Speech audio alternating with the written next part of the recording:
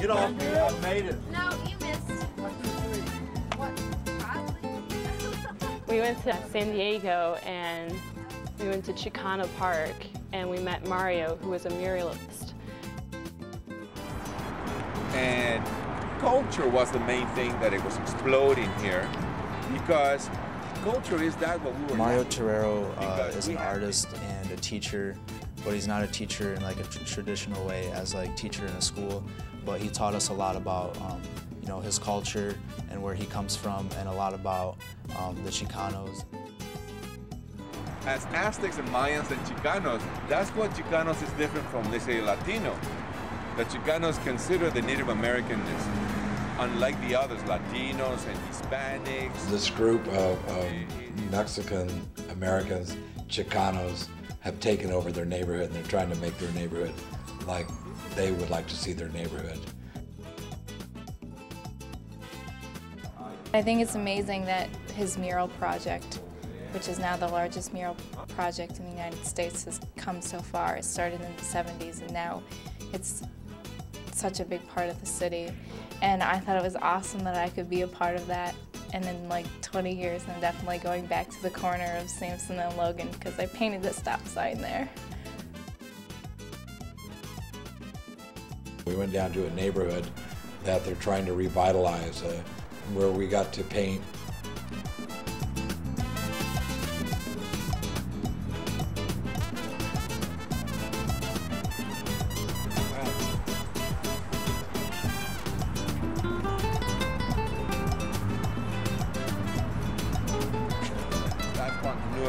It had been 500 years of being like this.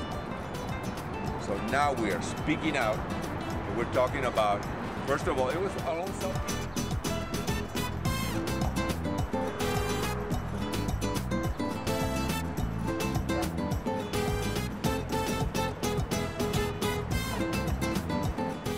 I think that's a big privilege to be able to do something like that. Out of all the students I've ever taken on these trips, I only know of one that hasn't graduated or is not on track to graduate.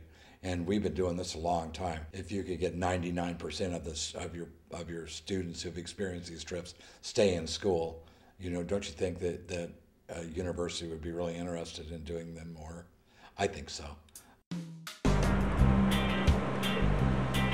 We went to Ocean Beach, and that was quite an experience.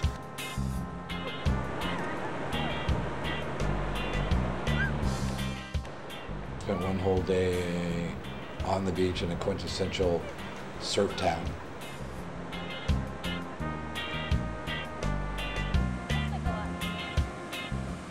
I wasn't expecting what it was like at Ocean Beach.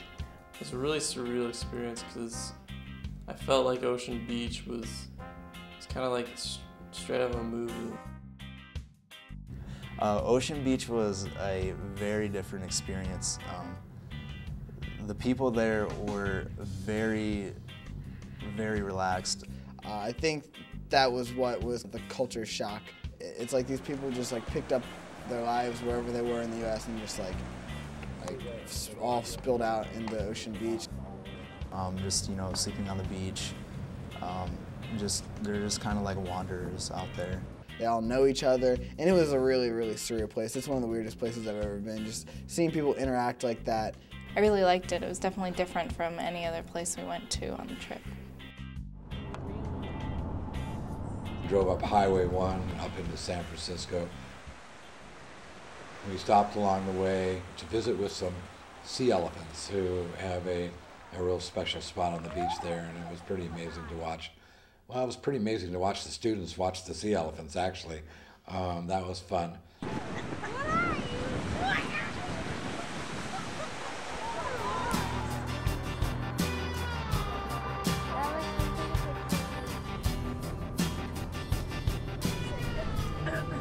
I don't think you don't drive your car much in the city.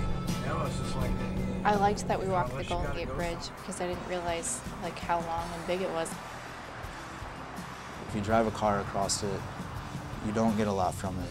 But when you actually walk across it, you get to see, you know, Alcatraz out there in the water, and you can feel the wind and the cars and stuff just rush by you, and it's very different experience. We got to spend a couple hours in the California College of Arts and San Francisco Art Institute, and that's where I went to school. It's famous for any book on West Coast art. The San Francisco Art Institute is always mentioned. In San Francisco, we went to 2 different art museums. The Museum of Modern Art, which was so exciting because there was an exhibit that opened that day, and it was phenomenal. I feel so lucky to have seen it. Gordon and I sat and watched it for an hour. It was amazing. And the one I really enjoyed was the DeYoung Museum, and it was just a great experience to be there. It inspired me a lot to see all this different kind of artwork than what I'm used to seeing here in Bowling Green. These trips, you get to learn from doing things and talking with people and asking questions. BG should continue doing these trips. I learned a lot firsthand. I could have, watched a show about it or read a book about it, but it's a lot different when you're actually there and you actually interact and you have your own personal experiences with it. Being able to see and meet definitely has a bigger impact on you, and you value it more. It broke! When you do that from the book, it's not really coming from the heart. Communicating with different cultures is really important. I see more of an exchange between cultures. You're sort of forced to connect with people who are going on these trips, especially establishing the arts village community. My favorite aspect of the trip, finding myself and finally kind of knowing who I am. And I just think that what made me think about that so much was just going to the Navajo Nation and getting to know June and Francis, and I probably will never forget that.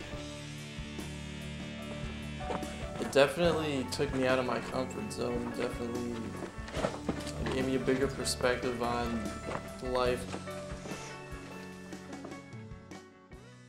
People are transformed and they're motivated. Artists have more things to write about, to film, to paint about, to dance about.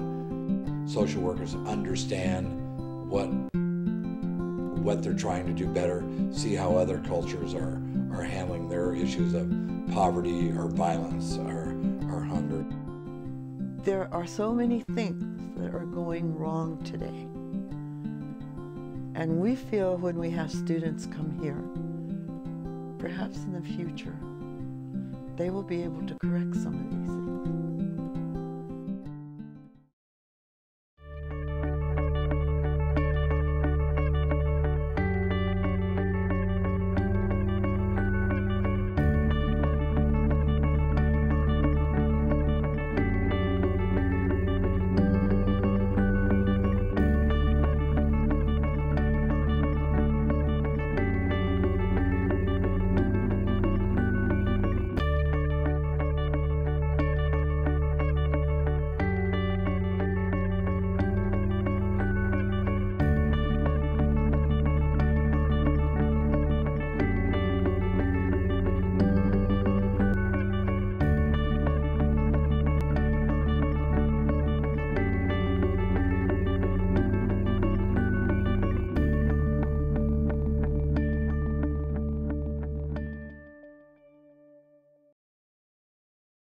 We just climbed a mountain, a whole freaking mountain.